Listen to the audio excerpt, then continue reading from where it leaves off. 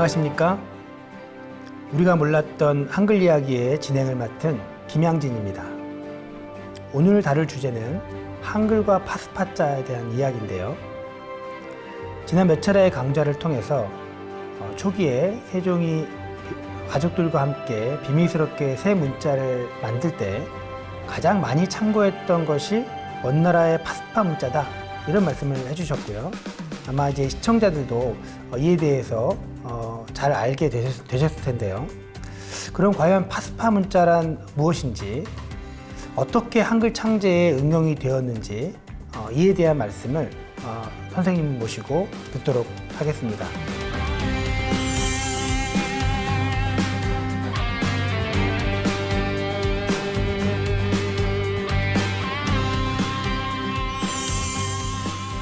선생님, 세종이 그 새 문자를 만들어야겠다, 이렇게 이제 처음 생각을 하고 아마 그 비밀스럽게 작업을 하면서 여러 가지 고민이 많았을 것 같습니다. 머릿속에서 아이디어가 샘솟듯이 이렇게 나왔다, 이렇게 생각하기는 어렵겠고요. 워낙 열심히 공부하는 학자로 알려진 세종이기 때문에 그 당시 알려진 수많은 참고 서적들을 보지 않았겠습니까? 또 그 책들에는 그 주변 국가들의 문자에 대한 내용들이 고스란히 담겨 있었을 테고요. 그중 가장 많이 참고했을 것으로 추측되는 문자가 원대의 파스파 문자다, 이렇게 말씀을 해주셨는데요. 원나라 때의 파스파 문자라고 하면 한글이 세상에 나오기 불과 170년 전이 아니겠습니까? 네. 오늘 내가 말씀드릴 것은 한글과 파스파 문자인데, 이에 대해서는 이미 몇 년 전에 훈민정음과 파스파 문자라는 책을 내서 발표한 바가 있습니다. 바로 이 책인데요. 이 책의 내용을 오늘 40분 동안에 해야 되니까 좀 주마관산식의 얘기가 되지 않을까 걱정입니다. 한글이 제정되기 170여 년 전에 원나라의 몽골 제국에선 파스파 문자를 만들어서 두 가지 일을 합니다. 하나는 한자음을 파스파 문자로 적고, 또 하나는 몽골을 적습니다. 왜 이걸 특히 강조하느냐 하면, 그동안에 파스파 문자를 연구한 사람들이 이 두 가지 체계의 문자가 있다 하는 것을 몰랐기 때문에 파스파 문자를 제대로 이해를 못했습니다. 원래 이 파스파 문자는 티베트의 서장 문자를 모방해서 만든 것이고, 글자 모양도 같습니다. 근데 이 파스파 문자가 몽고의 원나라가 망한 다음에 오하의 즉 한족의 주원장이 세운 명나라에서는 철저하게 파괴했습니다. 오랑캐 원나라의 찌꺼기다 해서 호원의 잔재라고 해서 철저하게 폐기했습니다. 이제 앞으로 그 얘기를 많이 할 텐데, 이렇기 때문에 파스파 문자는 세계 문자학계도 잘 알려지지도 않았고, 또 지금까지도 많은 사람들이 어떤 문자인지를 잘 모릅니다. 다만 세종은 고려 후기부터 원나라와 접촉하면서 파스파 문자로 한자음을 적는 일에 익숙해 있었고, 세종 자신도 한자음을 파스파 문자로 적는 것을 잘 알고 있었던 것으로 추측이 됩니다. 왜냐하면 세종 당시에는 파스파 문자밖에 한자음을 적은 문자가 없었기 때문에 이 파스파 문자의 유용성을 누구보다도 잘 알고 있었죠. 그래서 우리도 이제 저런 문자가 필요하다, 파스파 문자는 명나라가 절대 못 쓰게 하니까 우리도 이런 문자를 만들자, 그런 생각을 하게 된 것 같고, 그래서 최만리의 반대 상소가 있었음에도 불구하고 새 문자를 가족들과 함께 만들기 시작합니다. 더군다나 최만리의 반대 상소문에서 신기 이례다. 그게 새로운 하나의 재주에 불과하지 뭘 그렇게 국력을 들여서 새 문자 만드는데 온 힘을 다할 것인가. 이런 그 최만리의 이야기에 충격을 받아가지고 이것이 결코 신기한 하나의 재주가 아니고 심오한 이론에 의해서 만들어진 글자다. 그래서 집현전 학자들을 동원해서 중국의 성운학과 성리학 그리고 후에 신미대사를 불러다가 인도의 성명기론까지 동원해서 우리 문자를 정비하고 발전시킵니다. 만들어져가는 과정이 한 1단계의 우연한 창작이 아니라 여러 차례의 어떤 이제 수정과 연구를 통한 누적된 결과라는 말씀으로 이해가 되는데요.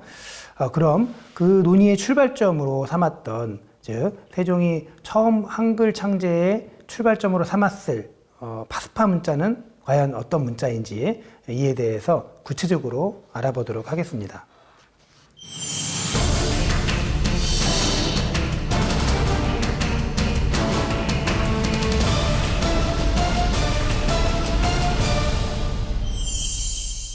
(2009년에) 선생님께서 이 파스파자에 대한 논문을 쓰시면서 사실은 이에 대한 많은 지식들이 달라졌다고 생각이 됩니다. 특히 그 전까지는 파스파 문자의 잠호 수요조차도 제대로 파악되지 못했던 것이 아마 문자계의 현실이 아니었나 이렇게 생각이 되는데요.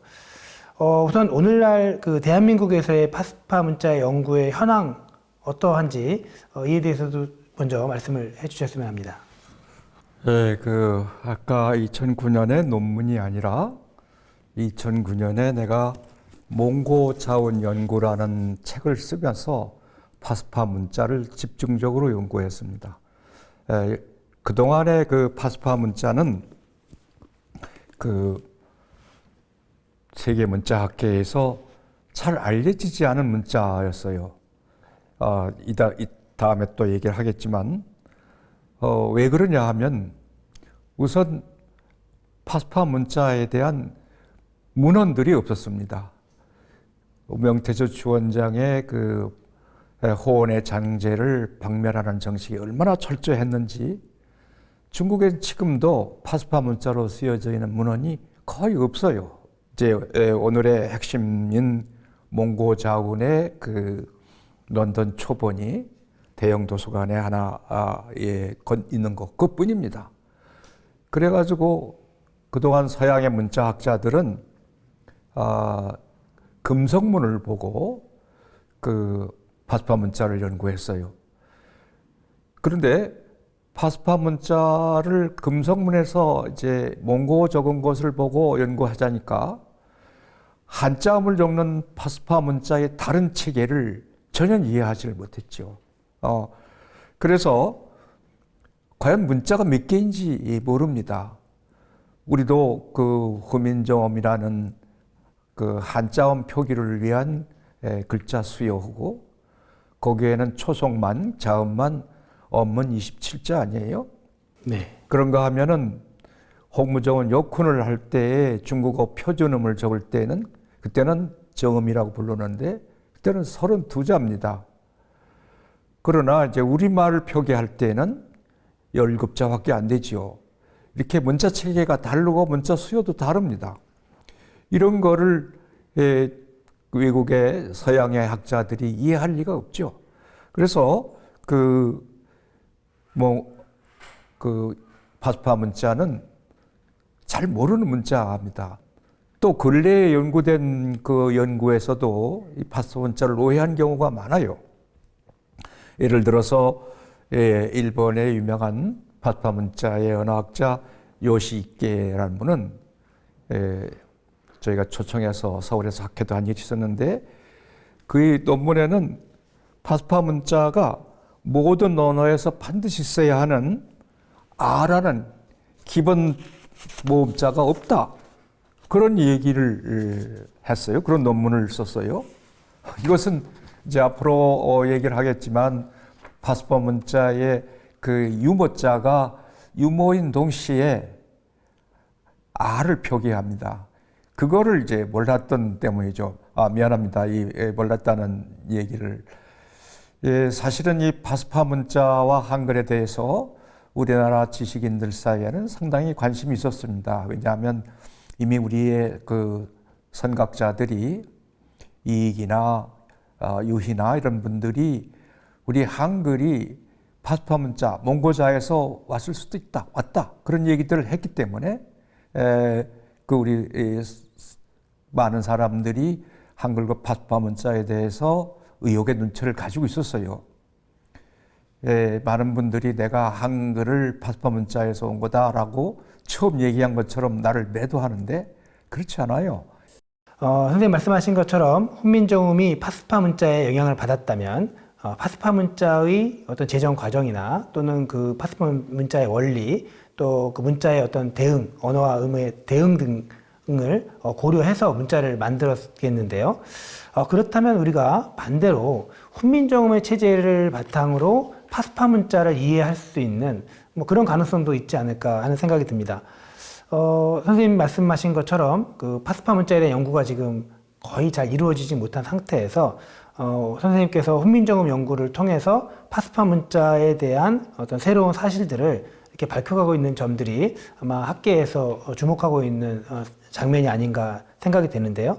우선 파스파 문자가 만들어질 당시 원나라의 상황 그리고 이 제정 과정에 대한 이야기를 한번 환기할 필요가 있을 것 같습니다. 파스파 문자가 제정될 당시의 원나라의 상황은 원래 몽고인들은 문자가 없었어요. 그래서 나무에다가 이제 조각을 해서 서신으로 쓰거나 활에다가 표시를 해서 서로 연락을 하거나 소식을 전하고 그랬는데 징기스칸이 이제 그 유라시아 대륙의 스텝을 거의 석권하고 거대한 제국을 마련한 다음에도 글자가 없었습니다. 징기스칸의 좌우에는 이제 한문을 한자를 이해하는 사람들이 있어서 그걸 기록하는 경우도 있었지만 또 이제 그 몽고 제국 이전에 그 북방의 스텝 지방에서 나라를 건설하고 있던 거란도 문자를 가지고 있어서 거란 문자를 쓰기도 했고 징기스칸이 정복했던 금나라의 여진 문자도 썼고 그래서 아주 중구난방이었어요. 그걸 보고 이제 징기스칸은 안 되겠다. 우리가 표 문자를 하나 만들자 생각을 해서 그 나이만을 쳐들어가서 타타퉁가라는 현인을 잡아다가 몽고를 적게 했는데 그것이 위구르 문자였고 그걸 후에 사람들이 몽고 위구르 문자라고 부릅니다. 이런 그 혼란한 상황 중에서 몽고 제국의 그 언어를 기록할 수 있는 그런 문자가 필요했어요.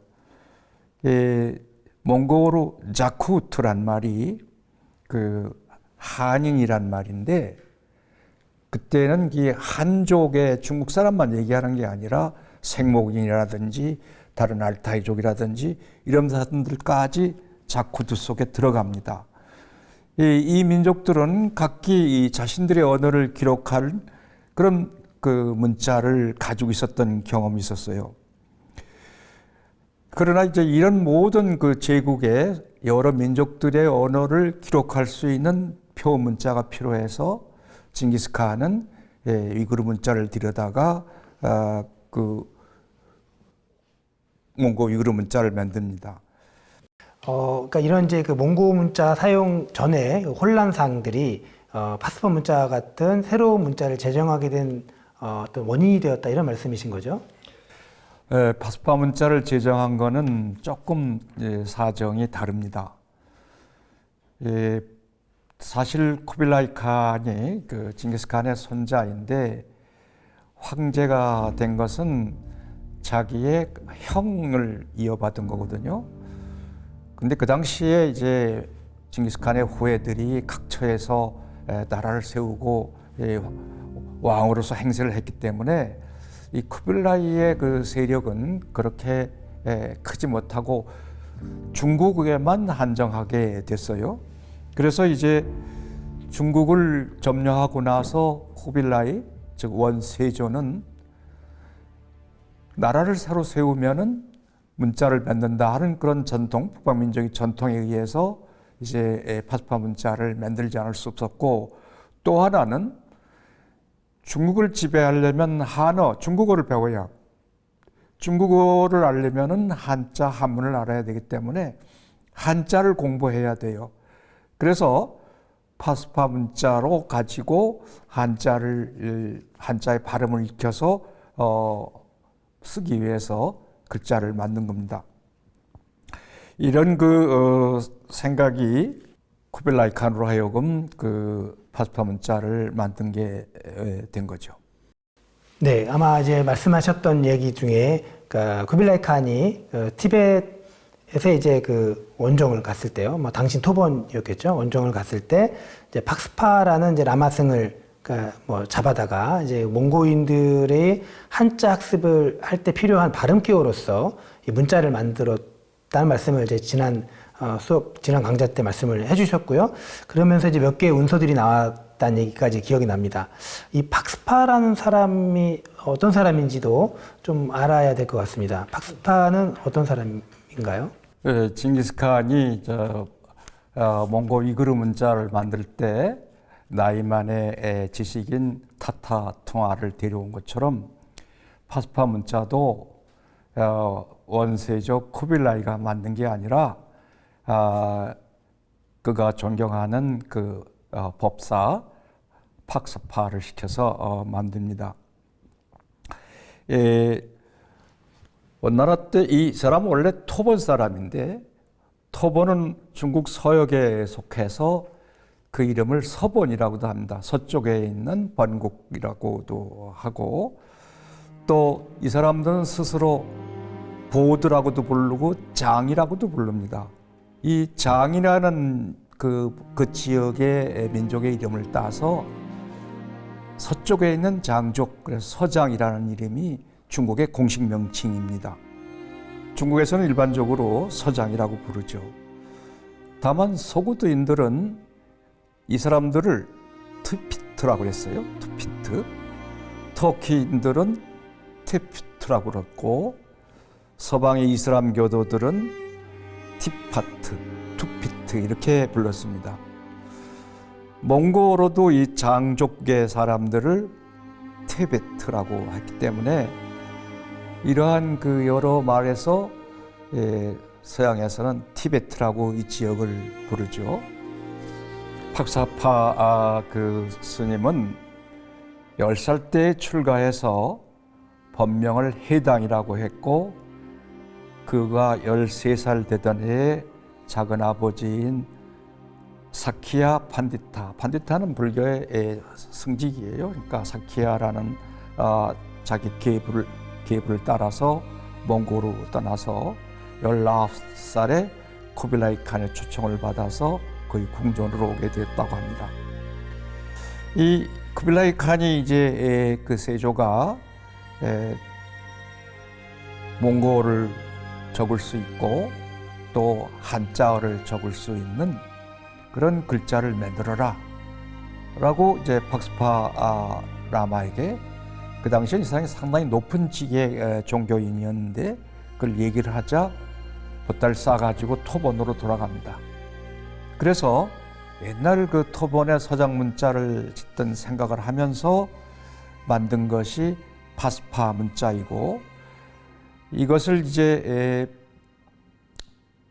몽고 신자라고도 부르기도 하고 또는 파스파자라고도 하기도 하고, 또는 이것이 글자 모양이 기역 니은과 같이 사각으로 되어 있기 때문에 데르베르진이라고 하는 몽고어대로 그걸 한자어로는 처바월진이라고 하는데 그렇게도 부릅니다.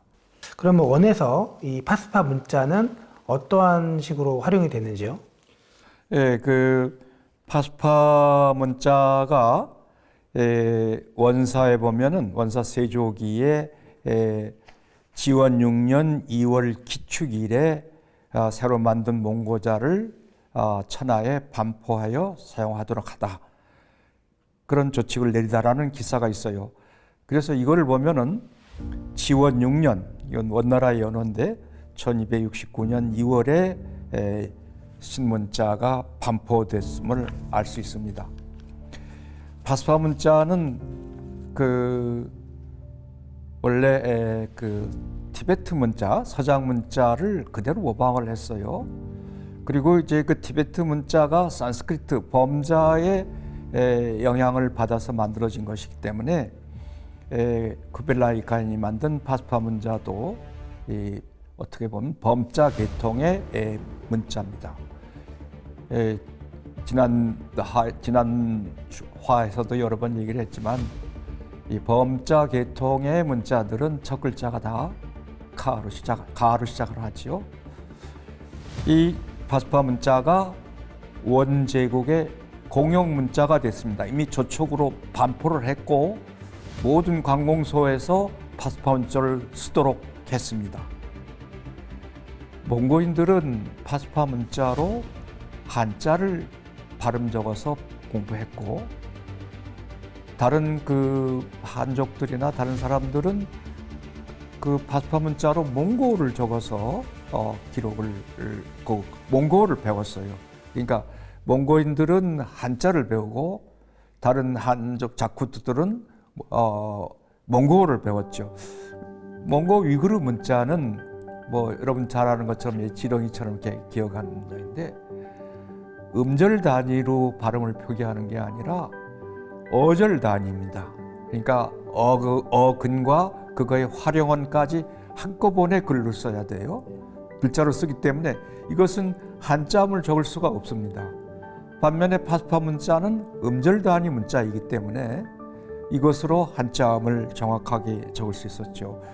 그래서 이제 그 원사를 보면은 이 파스파 문자를 교육합니다. 원사 세조기를 보면 지원 6년 7월 기사에 입제로 몽고 자학 여러 로에다가 몽고 자학을 세워서 국자학을 세우다 이렇게 기록이 있습니다.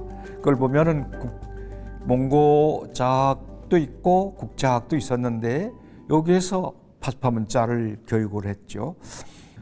뿐만 아니라 이 파스파 문자를 만들고 바로 그 한자음을 표기한 그 몽고 울약을 간행합니다. 훈민정음을 만들고 동국정을 편찬하는 것과 똑같은 거죠. 이부 울약이라고 하는 그 운서가 당시에 그 중국의 기본 표준음이었는데 이거를 파스파 문자로 발음을 적어가지고 몽고 울약을 만든 거죠. 파스파 문자로 적은 그 중국의 표준문 운서가 3개가 되는데 하나는 내부 울약을 번역한 몽고 울약이 있고 이것을 고구문해로 수정한 몽고 자운이 있고 그리고 이제 다시 이 주종문이라는 사람이 이걸 현실음으로 더 반영시킨 정종 몽고 자운 이 3가지가 있는데 이걸 다 몽운이라고 합니다. 이 몽운은 이제 신숙주의 사성통고에 등장하고 쇠쇠진의 사성통해에도 등장하고 물론 기록에는 남지 않았지만 세종과 그 주변에 신문자 창제하는 사람들도 다 참고를 했습니다. 왜 그러냐 하면 한자의 발음을 전사하는데 반절법보다는 파스파 문자와 같은 표음 문자로 기록하는 게 훨씬 유용했기 때문입니다.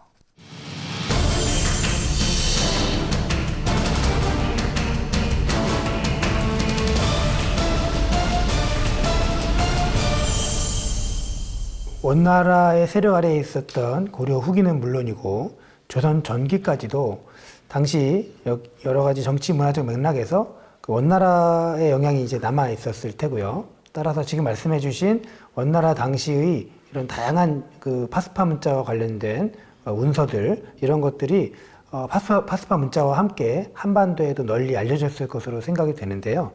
선생님 말씀하신 신숙주의 어떤 운서라든지 이런 이제 언어학 관련된 문헌들에도 파스파 문자 영향력이 남아있다 이런 말씀을 해주셨지 않습니까? 그러면 이제 조선에서의 그러니까 고려 말은 원나라 때 영향력이 있었다 치고 조선 시대의 파스파 문자 영향력은 어느 정도까지라고 봐야 맞는 걸까요? 예, 이제 진행자서 이제 실증적 자료를 대라 그런 뜻인 것 같은데, 고려와 조선에서는 사각문자란 뜻의 처바월진이라고 파스파 문자를 불렀습니다.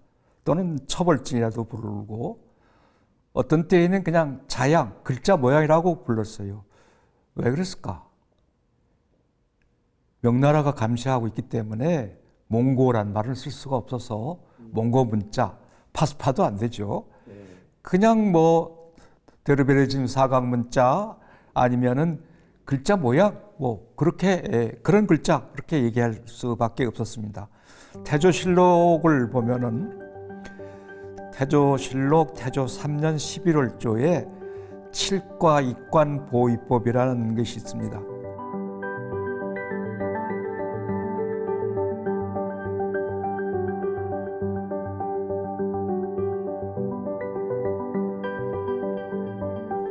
그 아전서리를 임명하는 7개의 시험입니다. 칠과 이관 보위법이라는 것이.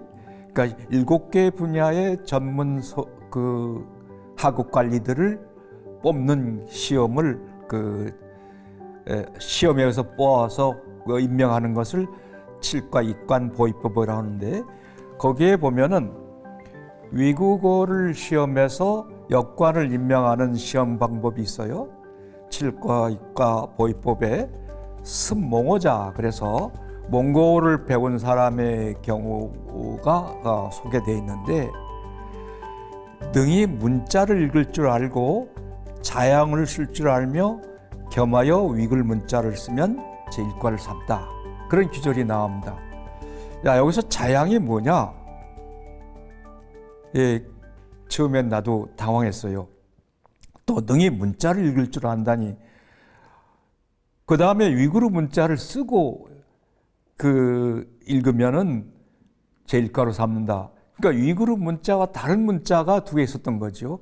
그 문자는 바로 파스파 문자고, 자양도 파스파 문자를 말합니다. 얼마나 명나라의 감시가 무서웠는지 이걸 봐도 알 수 있죠. 그리고 그 다음 구절은 이제 오로지 위구르자만 알고 그것을 쓸 줄만 알고 몽고를 알면 제2과를 삼는다.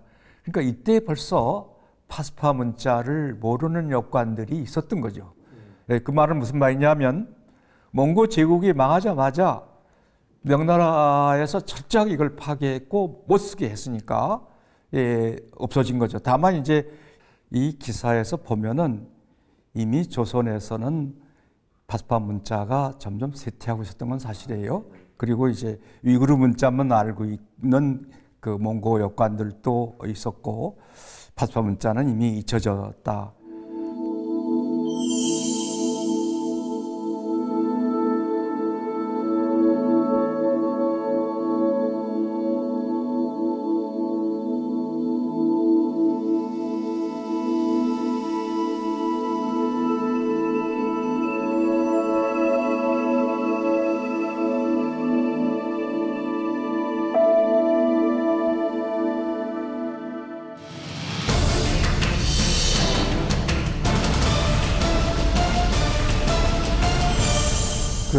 후민조음에서는 기본적으로 17자죠. 이게 신미대사가 우리말 표기에 필요한 게, 여기에 이제 전탁자 6개하고 순경음 노이자를 더해서 27자가 됐는데, 요 27자에다가 정치음하고 치두음을 구별하는 5자를 더하면 32자가 돼서, 이게 바로 이제 파스파자의 32자와 일치합니다. 지금 표로 보인 몽고자울의 이 36 잠호표가 내가 이 5화에서 얘기한 것처럼 사성통고에 그대로 있었고 그게 사성통해로 옮겨와서 광원 36자모로 되고 광원 36자모도라고 하는 것이 사성통에 붙어 있는데 권도에 그것이 여기 지금 몽고자원에 붙어 있는 이 36개 자모를 한글로 바꾸는 겁니다. 똑같아요. 그 다음에 이제 운이 35자모도도 사성통에 실어 있습니다. 네. 그거는 조금 이제 다른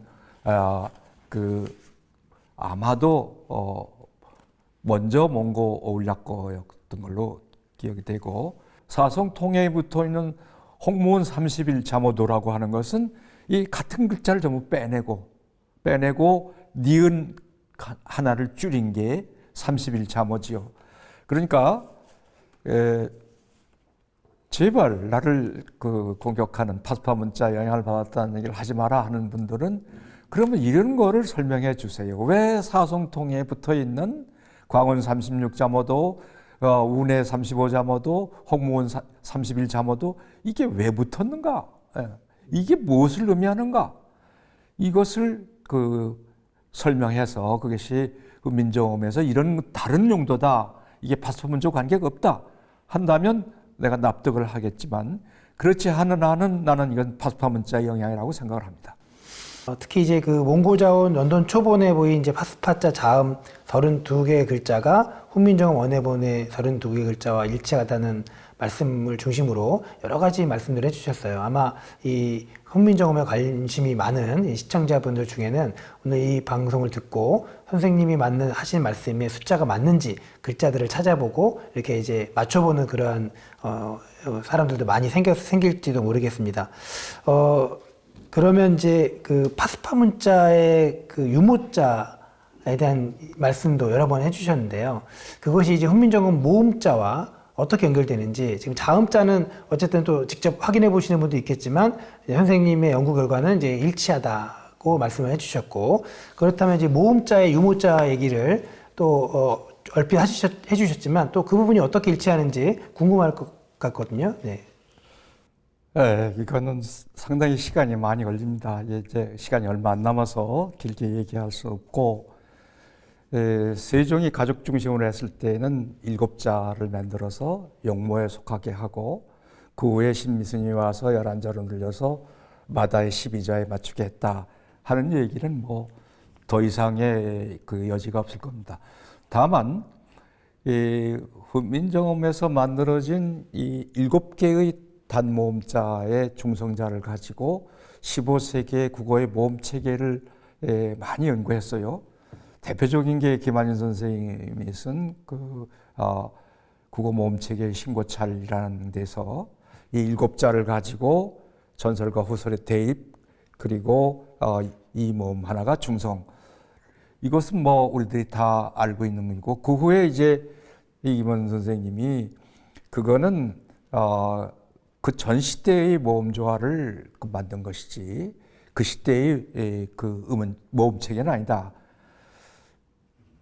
그런데 저는 이것은 완전히 그 파스파 문자의 유모자 7개를 그대로 옮겨 놓은 거라고 생각을 합니다. 왜냐하면 아래화가 처음 만들고 나서 그 쓰이기 시작할 때부터 아주 유동적이에요. 동국정원에서도 그랬고 우리말 표기에서도 그랬고 그리고 끊임없이 아래화가 문제가 됩니다. 조선 후기 개화기 시대에 들어오면 아래화를 없애려고 노력을 했고 지금도 국어학계에서는 아래화 없애기, 아래화 살리기 뭐 해서 다투는데 그건 우리 국어에 없는 음운을 중세몽고에 있는 음운을 글자화했기 때문에 그런 현상이 생겼고 다른 문자들은 뭐 오라든지 우라든지 아라든지 어는 몽고에 듣고 우리도 있었으니까 그거는 뭐 상관이 없었어요. 김한준 선생님이 1978년에 우리나라의 모음은 전부 5자다라고 옛날에 쓰셨던 1963년에 쓰셨던 그걸 이제 바꾸셨는데 저는 그게 옳다고 생각을 합니다.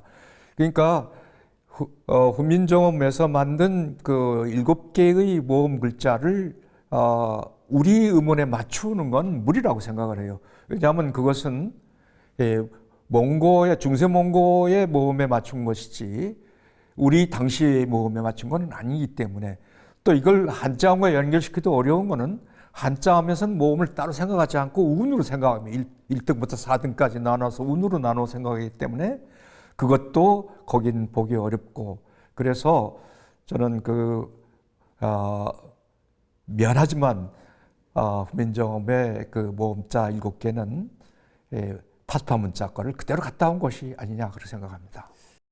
네, 뭐 지금까지 한글 연구를 해오던 분들이 듣기에 굉장히 충격적일 수 있는 이제 그런 말씀을 계속 해주시고 계시는데요. 어쨌든 훈민정음의 체제가 이제 파스파자의 체제를 상당 부분 이제 가져왔고, 특히 모음자의 경우 몽골어에 있었던 어떤 이제 모음 체계를 이제 한국어 당시 조선어에 대응하는 과정에 그 불일치가 있었고, 특히 그 중에 아레아가 이제 그런 그 불일치의 하나의 그 대표적인 사례로 이제 언급을 해주셨어요.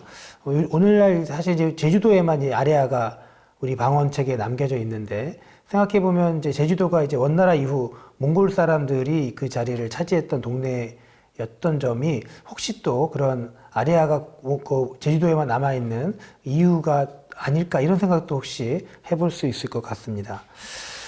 오늘날 이제 우리나라에서 파스파자를 연구하는 연구자가 거의 없고 전 세계적으로도 사실 그 연구할 수 있는 자료나 혹은 이제 연구할 수 있는 어떤 이제 그 내용들이 거의 없는 상태에서 파스파 문자를 특히 이제 몽고자원이라는 이 책자를 중심으로 해서 분석해 주시고 그것을 훈민정음 창제와 비교해서 굉장히 그 체계적이고 그동안 우리가 미처 생각해보지 못했던 많은 문제들의 해결책들 그리고 그 설명 가능성들을 열어주신 선생님의 연구에 머리 숙여 감사를 드립니다. 선생님 오늘 강의 주제 한 번만 더 좀 짤막하게 좀 정리를 좀 해주시겠습니까? 예, 그동안 가장 내가 그 많은 사람으로부터 비난을 받았던 게 훈민정음과 파스파 문자와의 관계였는데 그 많은 비판 중에서 하나도 논문으로나 저서는 뭐 바라지 않고 논문으로라도 네가 생각하는 게 틀렸다 이렇게 해준 게 없어요. 제발 바라건대 내가 틀린 것을 학문적으로 학술적으로 지적해 주길 바라는 마음 간절합니다. 네, 우리가 몰랐던 한글 이야기, 한글과 파스파자에 대한 주제의 이야기를 나누어 봤습니다. 강의가 처음 시작했을 때만 하더라도 좀 애매모호하고 어떻게 생각하면 선언적으로 제시되었던 이야기들이 아마 지난 실담자에 대한 강의와 오늘 파스파자에 대한 강의를 통해서 정광 선생님이 말씀하시는 한글의 어떤 역사, 훈민정음 창제의 어떤 그 과정들이 좀 더 우리 시청자들에게 명확하게 이제 그림 그려지지 않았을까 이런 생각을 합니다. 오늘 훌륭한 강의를 해주신 고려대학교 명예교수 정광 선생님 감사합니다. 네, 감사합니다. 다음 시간에는 아직도 훈민정음과 관련된 더 흥미롭고 재미있는 이야기들이 많이 남겨져 있습니다. 그러한 이야기들을 다시 또 찾아서 선생님 말씀과 함께 듣기로 하고 오늘은 여기서 마치도록 하겠습니다. 감사합니다.